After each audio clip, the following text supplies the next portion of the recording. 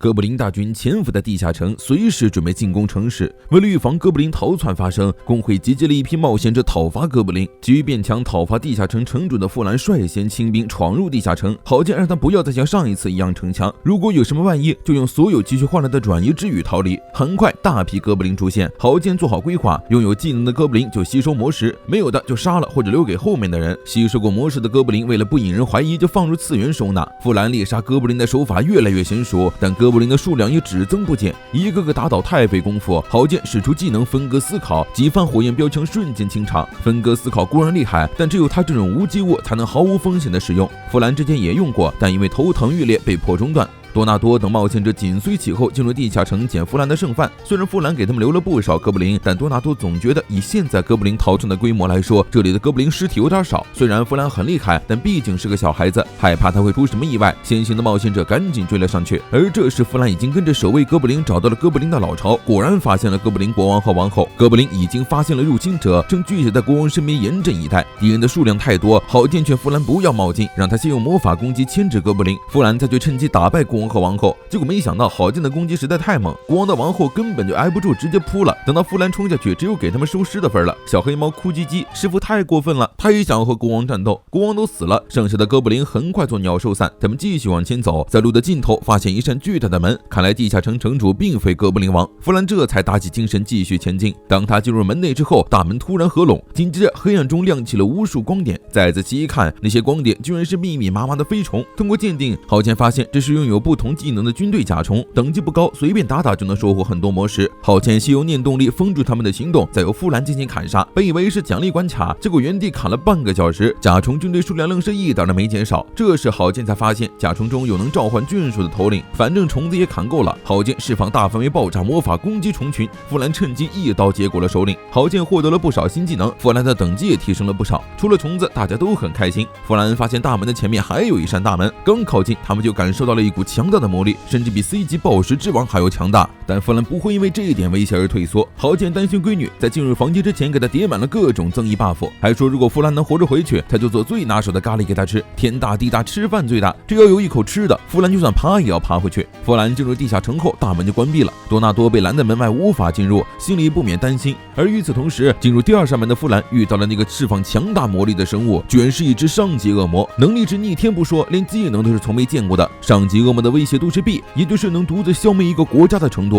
弗兰脸色凝重，严阵以待，但没想到这只恶魔并不是地下城城主，真正的城主居然是一只非常弱小的变异哥布林。虽然被选为了城主，但很明显他根本无法驯服这只恶魔，对方拥有能无效支配的技能，完全随心所欲的行动。恶魔掏出一把看上去就非常危险的魔剑砍向弗兰，郝建紧急附加和500的魔力上去才能与其抗衡。那把魔剑的魔力传导率也很高，如果郝建以普通形态应战，早就被砍断了。弗兰这些天的剑术也不是白练的，打起来几乎能和恶魔不相上下。弗兰使出灵气剑弹飞魔剑，趁机向恶魔砍去。然而这只是恶魔设下的陷阱，他的魔剑有引回技能，在弗兰攻来的瞬间，恶魔反手将他砸了下去。随后恶魔的身影突然消失，下一秒弗兰握剑的双手突然被砍断了，失去双手的剧痛让弗兰无法思考。万幸郝建是一把能自我行动的人工智能，他迅速回击挡一下攻击，并用火墙将恶魔逼退，再用上级之玉给弗兰接上双手。弗兰这才平静下来，他以为是自己大意了，但郝建知道恶魔是从完全看不见的死角现身的，根本防不胜防。恶魔总是突然消失又突然出现，弗兰在郝建的提醒下才能勉强防御，形势非常的被动。郝建大脑急速转动，思考对方到底用了什么魔法，终于让他发现恶魔是从弗兰的影子里出来的。恶魔从影子里发动偷袭的瞬间，弗兰高高跃起，震动波和魔毒牙混合一起划伤了恶魔。恶魔也不甘示弱，一发黑暗爆破将弗兰掀飞。这点程度的毒素对他根本不管用，对付强敌的手段都被破解，形势对他们非常不利。郝建都打算用羽毛战术撤退了，但弗兰说什么都要杀了恶魔，然后回去吃咖喱，不要小看了一个吃货的潜力。弗兰在没有郝建的帮助下，居然凭自己的力量划伤了恶魔，但这些伤口对恶魔来说不痛不痒。他认可了弗兰的实力，但是一切都到此为止了。恶魔的体内突然涌出了恐怖的能量，猝不及防的弗兰突然被一只虚拟的大手贯穿，但却并未对他造成伤害。恶魔一脸邪恶的表示，他发动了特殊技能剥夺者，他抢走了弗兰的剑术技能据为己有，也就是说弗兰已经失去了和他战斗的能力。恶魔得意洋洋的准备慢慢折磨弗兰，但他却发现弗兰仍旧能利落的反击，他的技能并没有被夺走。原来剑术技能是身为武器的郝建开放给弗兰共有的，借来的技能无法被夺走，这还真是不幸中的万幸。见恶魔陷入苦战，地下城城主召唤哥布林大军支援，然而还没等他们出手，就全被恶魔烧成了黑炭。他不允许别人插手他们之间的战斗，和弗兰的战斗他也打腻了，倒不如去摧毁城镇来的爽。紧接着恶魔体内突然冒出大股恐怖的力量，就连大门外的多纳多都感受到了震动。恶魔这一击毁坏了整片地面，弗兰也是勉强躲过这一击。他们之间等级相差的太多，弗兰根本没有胜算。郝建打算用传送羽毛大人逃走，但弗兰却坚持要留下来战斗。一旦他撤退了，恶魔就会去破坏城镇，到时候就会有很多人丧命。弗兰希望郝建能借给他力量。郝建知道弗兰不仅仅是为了进化而努力变强的，他的心里还有为别人而战的坚韧。这样的弗兰一定能变得更强，而他作为师傅怎么能拖后腿呢？郝建决定他们不逃了，就让他们一起努力打败恶魔。话虽这么说，但现在他们只能勉强躲避恶魔的魔法攻击，根本找不到突破口。对方的能力值和他们完全不是一个等级，而且还能连续施展魔术魔力，剑术也无法造成伤害。而这时恶魔也不耐烦地加大了攻击力度，敌我不分地摧毁着整座地下城。郝建不断思考着打败恶魔的对策，这时他注意到，虽然恶魔在到处破坏，但其实一直都小心地避开地下城城主。他突然想起了多纳多说过的话，马上让弗兰调转目标朝城主发起攻击。果然恶魔非常慌张地拦在了城主面前。打败地下城城主之后，地下城核心进入休眠，被召唤的魔兽也就毁灭。也就是说，一旦杀了城主，恶魔也会停止活动，所以恶魔才拼命保护城主。终于找到了该攻击的目标，这下局势逆转，轮到他们攻击恶魔防御。虽然找到了恶魔的弱点，但对方为城主撑起了保护罩，如果不能速战速决，他们的魔力就会率先耗尽。于是郝建又生一计，他发现恶魔在释放完魔法之后会有3秒钟的时间凝聚魔力，而只要有3秒钟的空隙，弗兰就可以用风魔法将它扔向恶魔。在弗兰停止攻击的瞬间，恶魔反手进行回击，郝建以风的速度朝地下城城主呼啸而去。弗兰则在原地释放火魔法拦下恶魔。恶魔看透了他们的计划，随手放出一道攻击想要击落郝建，但是他没想到郝建里居然长着一个人工智能，而且郝建的目标根本就不是地下城主，而是恶魔胸口的魔石。